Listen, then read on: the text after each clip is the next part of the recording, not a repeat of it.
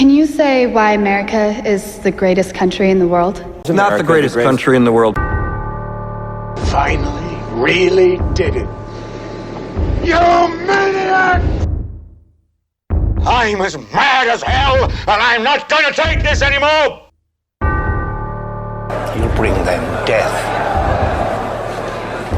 and they will love him for it. I say we take off and nuke the entire site from orbit. It's the only way to be sure. Hello, friends and enemies, and welcome to another episode of Recovery from Politics Podcast. I am your host, Kyle Frame, and today is Wednesday, November 13th, 2024. It's amazing sometimes how stories come together when you didn't plan them. I thought today was going to be slow, potentially boring, and just kind of going through the motions. But that's the whole point of the highly sensitive person's mind. We tend to see connections where others may not. So first, two articles written yesterday in two different papers about basically the same topic, but from different countries. The Washington Post reports Russia is banning any and all propaganda about going childless. If you pay attention to Fox News since the Obama presidency, you'd notice the network seems to have an affinity for Vladimir Putin's Russia. Hello. It doesn't allow immigration from other countries unless you are of specific value to their pale-faced ghoul of a leader. It takes in traitors to the United States from Democratic presidencies. You know, muck dweller Putin presents himself as a Christian nationalist, and many of their laws regarding social policy follow a strict doctrine of Christian nationalism. Putin dances on a knife's edge when it comes to maintaining his keys to power. Similar to Netanyahu in Israel, Hobgoblin Putin must be very friendly with the Russian Orthodox Church and the oligarchs in his country. Betray either side and he'll wake up with a cut-off horse head in his bed. So this means abortion is pretty much banned, if not frowned upon in Russia. So what happens when you cut off immigration to your country and impose a strict religious code? Well, first your economy collectively shits itself. Then your birth rate declines. Amazingly, people don't want to have kids when times are chaotic. If you have trouble finding your next meal, imagine adding a child mouth to feed to your equation.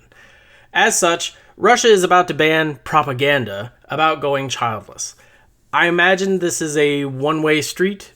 If you write an article about how horrible it is, you're not pumping out babies, I think Russia's censors will be totally fine with that.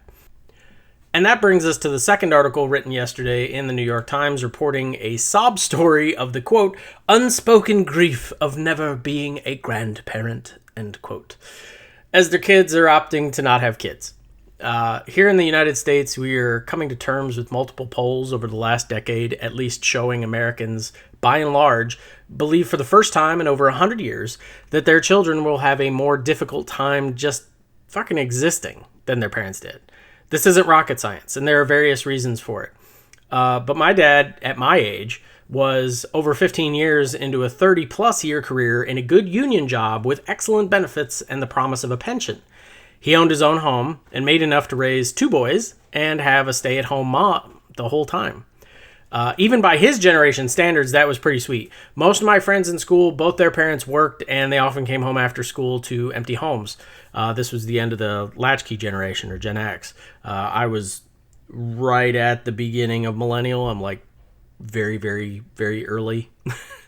But today I feel badly for my kids. I've watched the planet get warmer year after year. I've seen hurricanes increase in intensity and frequency every season.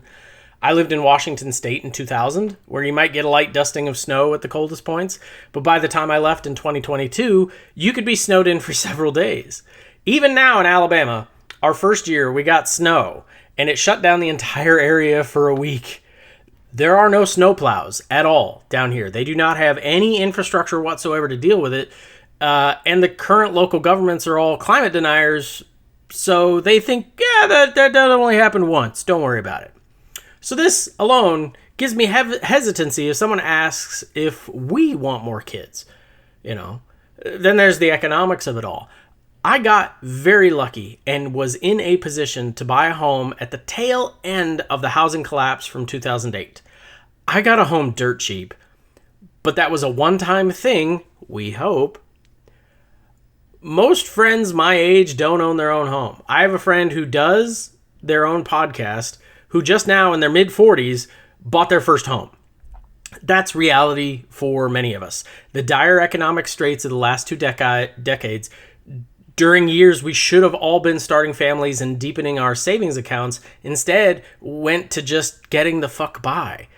If I don't know if I'm going to have a job for very long, why would I want to bring in the added uncertainty of a child? Needless to say, the boomers are mad they're not grandparents, and surprise, I don't see that trend reversing anytime soon. And during these uncertain times, what did we just decide to do but elect our very own Christian nationalist movement right into power and all the uncertainty and chaos that particular idiot brings? So just like Russia, they're about to get tough on immigration. We're going to end up with a worker shortage across the board that will weaken our economy. When that happens, many well-off Trump voters will lose their jobs or have to take on the lovely new polyworking thing I talked about yesterday just to make ends meet. Do you think even the most ardent of Christian who screws without protection is going to be pumping out kids in that economy? Then you add on to it that women's rights are screwed now and about to be screwed even more in the coming year. Remember, there are several high-profile stories in anti-abortion states where the doctors are so afraid to provide care to pregnant women in distress that a lot of them are dying. Birth rates in those states have not increased since they passed their forced birthing laws. In fact, they've done the opposite. Maternal mortality is up. Okay? And it's really funny. I wish I had the clip. There's a clip of Huckabee Sanders' daughter, who's the governor of some fucked up state. Anyway, she imposed some massive abortion bans, and when the journalist was like, hey, maternal mortality is up and birth rates are declining, was this the right move? Sanders was just like, yeah, no, I don't believe you. That's it. And it's like, shit, really? So you have a miscarriage and the baby won't come out. So you go to the emergency room and the doctors do nothing because the fetus still has a heartbeat. And per some of these intentionally poorly written laws, doing anything about it would be considered an abortion, a criminal offense. So the doctors do nothing until the fetus heart stops beating. But by that point, the mother now has sepsis and dies. Congratulations, Christians, you played yourselves. I told my wife last night, if I was a young woman in this country, I absolutely would not get pregnant come hell or high water because I don't want to die on the chance something goes wrong and this country's theocracy gets in between me and my doctor. America will continue to have a birth rate problem under this new regime, and America is about to have a worker problem under this new regime. Right now in Europe, some countries are having worker shortages because their local population hates immigrants. Now, personally, in a socialist society, birth rates aren't seen as a negative. Not really. The state just adjusts. However, under capitalism, if you're not growing, you're dying. A constriction of the populace means a constriction of the economy. There is no scenario where capitalism can save itself from a declining population. And it's all so dumb. There are numerous factors that would reverse this trend. Again, in the conversation last night with my wife, if money were no object, we'd probably have kept trying for a girl. And aside from our atheist affiliation, we're exactly what these Nazis want. Blonde hair, blue-eyed, white-skinned American babies. We make them. They're also very adorable. I think they're quite handsome, too. I mean, I'm biased, but whatever. But every single policy these assholes are talking about flies in the face of human nature. No one is going to have kids in uncertain times. No one is going to have kids if they don't know how they're going to feed it. Let's say you see a declining birth rate as a negative. Let's say you want to save capitalism by raising a local populace to replace the aging one. And for sake of argument, let's say you're still a xenophobic, racist piece of shit and don't want to let brown people in. There are steps you could take to ensure Americans would be more likely to procreate. 1. Someone has to watch the kids. There are 2 ways to do this. Both will result in more kids being born, but I could argue one of them would result in more than the other. Obviously, daycare, massive expense. Currently, Vice President-elect and personal fluffer of Peter Thiel, J.D. Vance, thinks Grandma and Grandpa should step in to watch the kids. Fluffer Vance is making a lot of assumptions on that. The grandparents live nearby. The grandparents are in good health. The grandparents are not also working. Which, side note, one of the first bills the GOP plans to send through the House will reduce anyone's Social Security payments if they're receiving a pension. Right now, your pension and Social Security are cumulative. They want to end that. So that plan is clearly not going to work out. Another option floated by the fluffer is to deregulate the daycare industry, because one thing that makes everyone feel safer is leaving their kids with some random person with no training they found on Facebook. That won't work either. You can either pay parents per child for daycare or pay the daycare directly.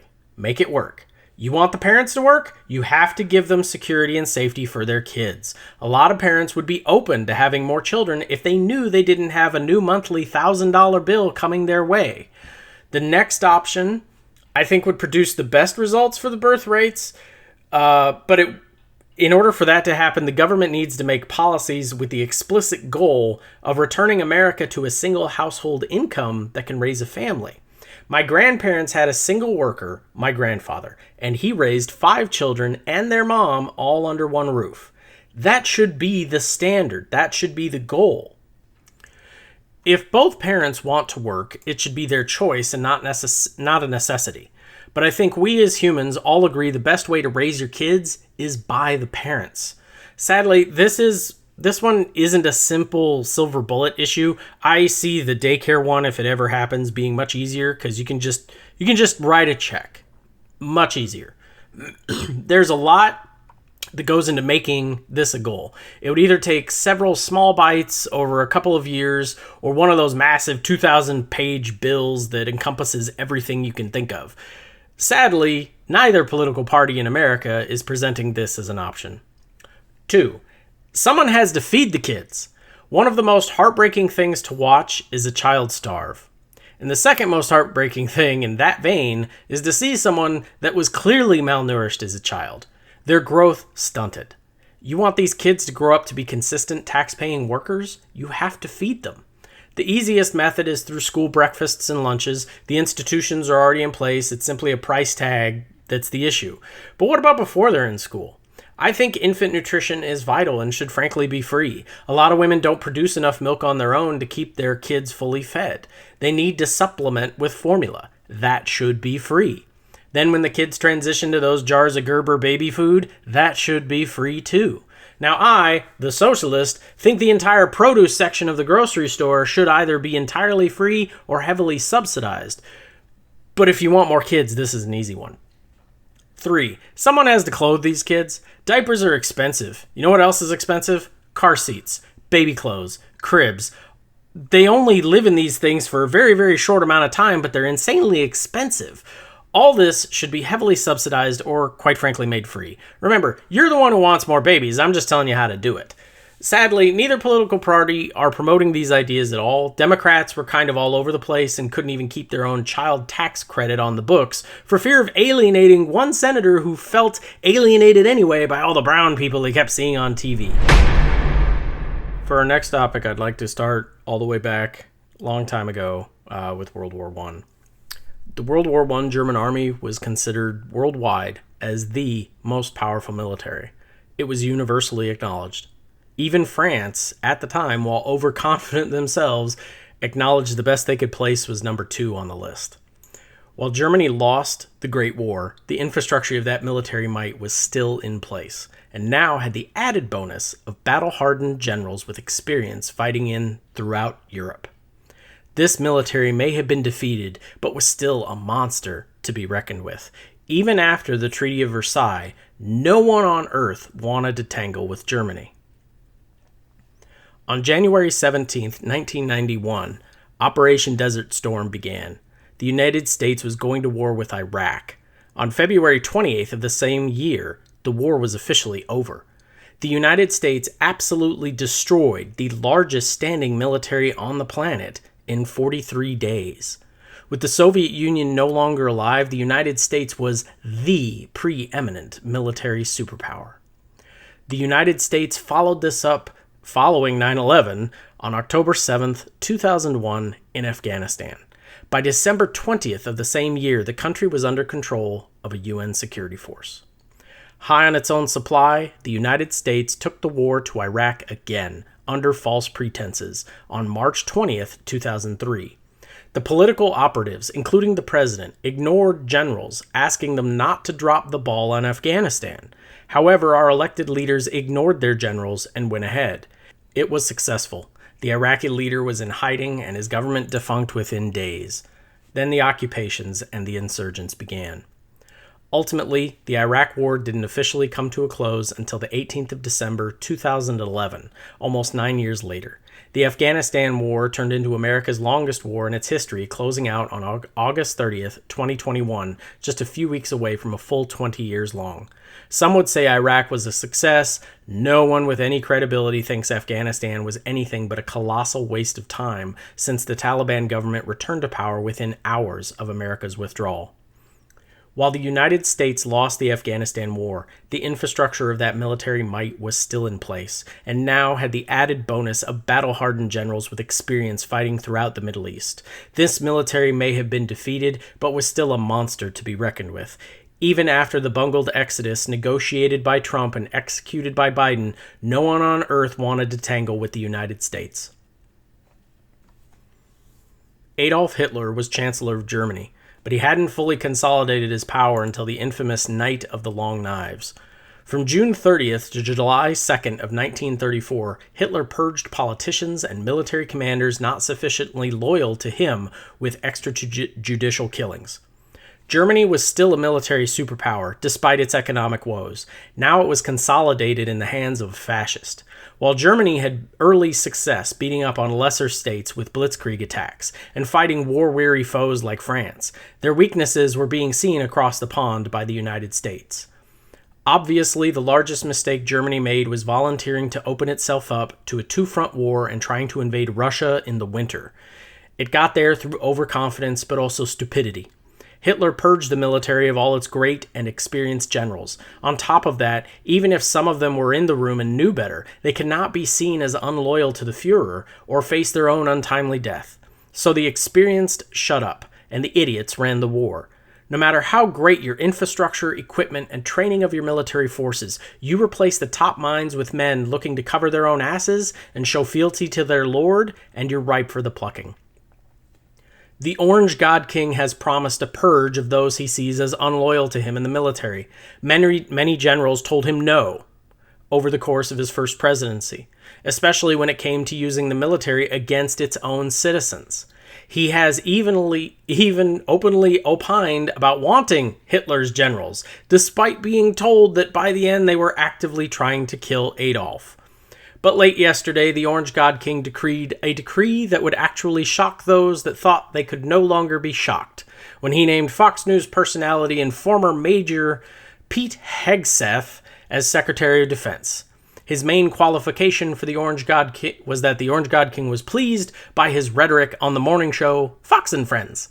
So shout out to Jeff Charlotte, whom you can find on Shitter at JEFFSHARLET at Jeff Charlotte, for reading Hegseth's book last night. Most of the quotes you're about to hear are a result of his reading of just Chapter 1. Hegseth believes the military is anti-white. Quote, "Our military cannot survive a long-term infection of radical left-wing social justice politics designed to isolate, resegregate, and stigmatize certain troops based on a specific racial, gender, or political philosophy. Our military cannot survive the intentional cratering of good order and discipline in the name of equity. Standards ignored at every level and in every realm." Unquote. Okay. Hegseth clearly believes he was never promoted to general due to anti-white racism. Quote, "Meanwhile, affirmative action promotions have skyrocketed, with firsts being the most important factor in filling new commanders. We will not stop until trans, lesbian, black females run everything." End quote. Okay. Hegseth thinks the United States has two great enemies, Islam and Obama. Quote, "After fighting against an external radical Islamist ideology for 20 years, America's veterans were exhausted and our ranks thinned and confused by fighting a war on two fronts. On the one side, many of us fought in a foreign war, making temporary allegiance with neoconservatives who, in the moment, defended a war we believed in. But on the home front, the left never stopped. Then Senator Obama's defeat of Senator John McCain in 2008 left many of us feeling deflated. The wars were doomed." End quote. Just another side note, here's another thing a lot of war hawks like to promote about Vietnam. First we had to fight the communists, then we had to fight the communists here at home too. Why can't they let us just do war crimes? It's a bullshit argument from people who don't understand the rules of war when the military and civilian leadership are separate. We are without a doubt the greatest military the world has ever seen, and these idiots want to actively destroy what has made it that way. Ugh. Hegseth would probably consider me to be a domestic enemy. Quote, "While the post-9/11 generation of patriots spent 2 decades fighting enemies abroad, we allowed America's domestic enemies at home to gobble up cultural, political, and spiritual territory. Overextended, our rear guard was exposed and the enemy pounced. Republicans and conservatives at home did a really shitty job holding down the home front, to say the least." End quote.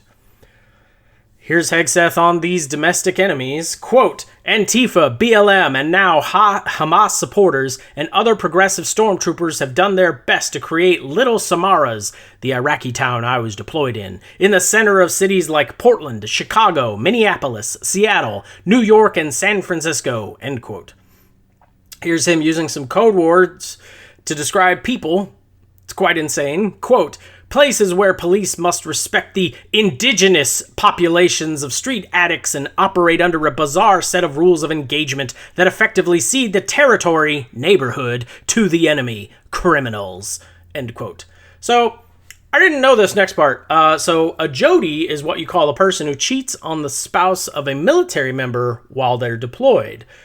I was in the Navy. Maybe it's, Navy Army thing. Yeah, we didn't like him either, but okay, so being removed from the military for a while now, I can honestly say I think the problem wasn't so much that women are evil and the people who sleep with them while we're gone out to sea are evil. It's more that the vast majority of the military are young people, and I would say that a lot of these guys and also the women, like, they didn't vet each other. They didn't really understand what was going on. Like, I was dating my wife when I met her, or when I was still in the Navy, right? So I wanted to make sure she knew the real, like, implications of what was going on. So I went out to sea twice, and since it was a Trident, I was out for like months at a time. It wasn't like a quick thing. So I was gone for months and then came back. And I found her to be still emotionally stable. She wasn't having a problem adjusting to it. She loved that I was there, obviously. That was great. She didn't cheat on me, none of that stuff. But I felt like I did my due diligence. In that case, I feel like I was lucky that I didn't find love until much later, because being in the Navy, you are surrounded by a bunch of men who are angry at women, especially on submarines, because there are no women to, like, shut that shit down. So you got a lot of young men who are having trouble with women because they don't understand, like, why can't you just sit and wait for me for 3 months? I don't get it. And it's like, okay, that's not for everybody. Like, not everybody can do that. It is a difficult thing. And, now it would be, like, obviously way easier. I'm in my 40s.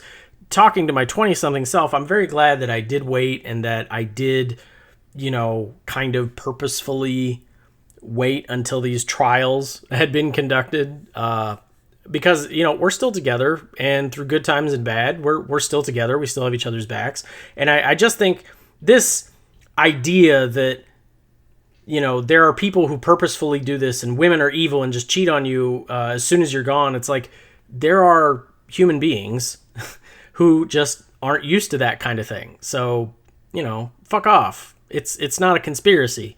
But anyway. Apparently, in the Army, at least, they call these people a Jody. And Hegseth, of course, has a problem with them. Quote, "The left didn't fight the wars. They stayed home and wrecked our house. America wreckers, all of them. These domestic extremists are the real American Jody. Ask a veteran. They'll tell you." End quote. So, I'm a vet. I just told you. He's full of shit. In other words, tell me your wife cheated on you while you were deployed without telling me your wife cheated on you while you were deployed. Very clearly, this is personal for him.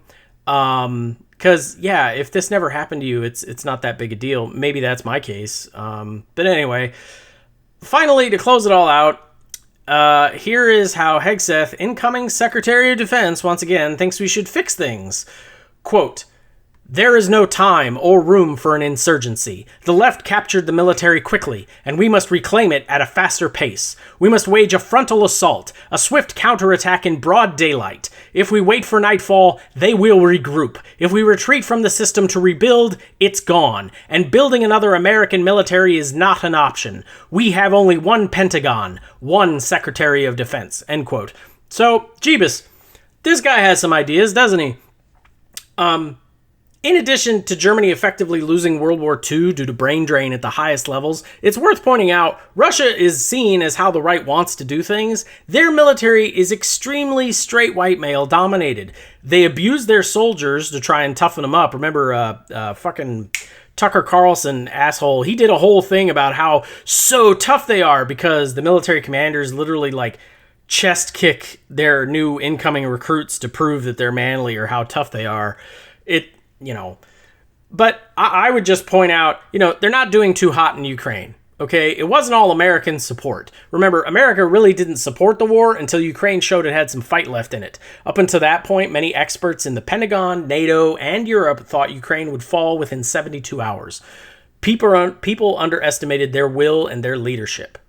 And the United States is copying all the mistakes of the past empires, thinking, well, it just didn't work because I haven't tried it yet.